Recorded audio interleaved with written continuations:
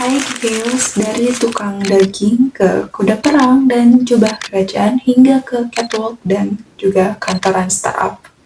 Itulah judul yang pas tentang apa yang akan gue share di video ini. Hai, kenalin gue Siska dan langsung aja ke videonya. Pertama, coba kalian bayangin ini. Seorang pria berdiri gagah di pasar abad pertengahan, dikelilingi bau daging segar, mengenakan sepatu hak tinggi.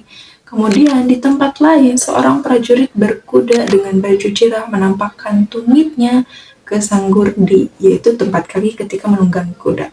Sambil bersiap menarik busur, kemudian setelah itu kita menyeberang ke kerajaan Eropa.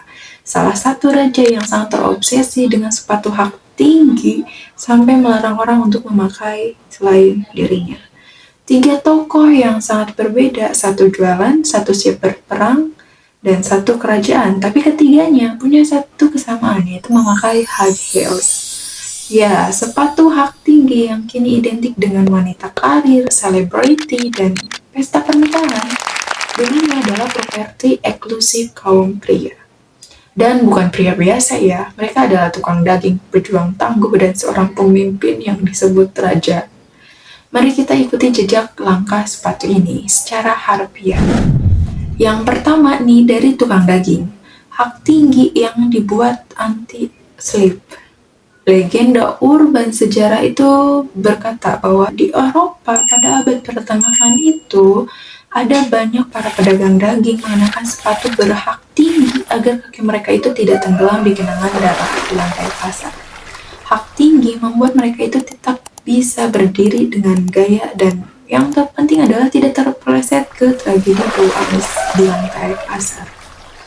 Coba bayangkan kamu ketika menjual daging sapi, lalu tiba-tiba tergelincir karena tidak pakai high heels.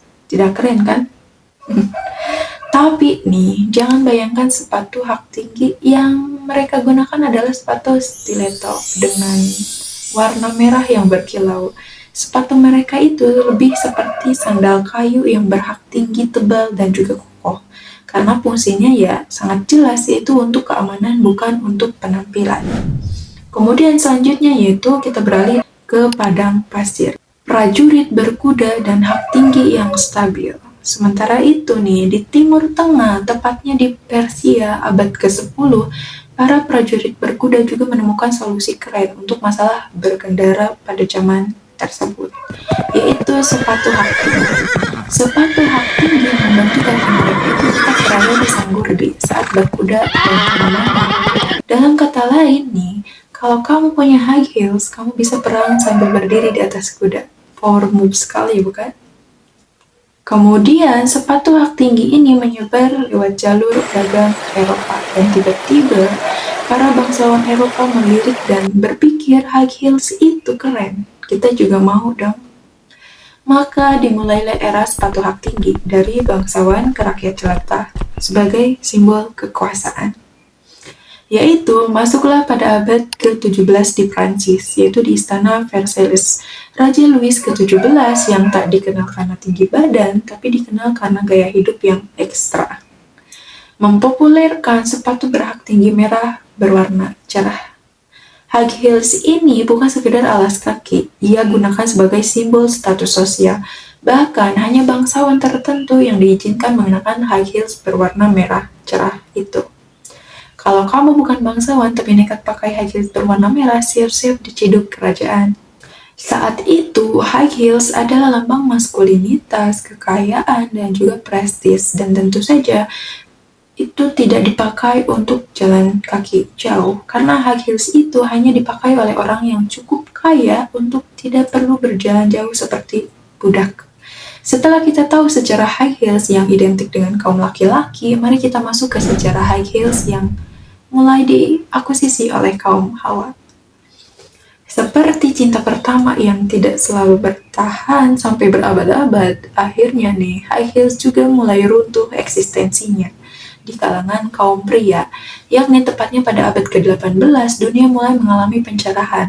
Laki-laki mulai berpikir sepatu hak tinggi itu kok malah bikin sakit kaki ya. Lalu muncullah tren baru, yaitu pria yang rasional, fungsional, dan praktis.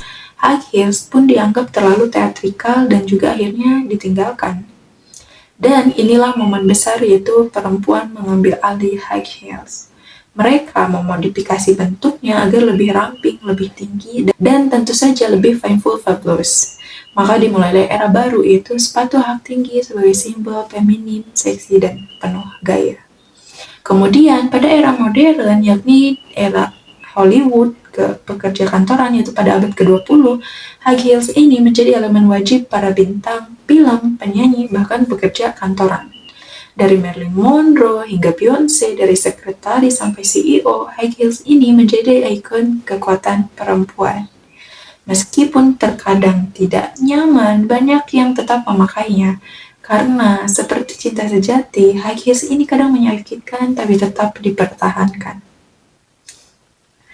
Siapa sangka sepatu yang dulunya dipakai agar tidak terpleset di darah daging dan bisa berdiri stabil di kuda, kini menjadi bagian dari lemari sepatu perempuan modern. High heels telah melalui perjalanan yang menakjubkan dan agak absurd ya. Dari pasar daging hingga ke medan perang, dari istana kerajaan ke kantor startup, kemudian sepatu ini telah berubah fungsi, makna, bahkan gender pemakainya. Tapi satu hal yang tetap, high heels selalu membuat orang melihat dua kali ke orang yang memakainya. Jadi, kalau hari ini kamu pakai high heels, kamu bukan hanya memakai sepatu biasa tanpa makna, melainkan kamu sedang melangkah bersama sepatu yang telah melampaui beribuan tahun sejarah yang penuh makna dan juga penuh intrik. Dan semoga video ini bermanfaat buat kalian yang nonton, meskipun itu hanya untuk satu orang di dunia ini. Dan thanks for watching yang udah nonton video ini dari awal sampai akhir. Jangan lupa like, comment, dan subscribe. Dan tungguin video dari gue selanjutnya. Bye!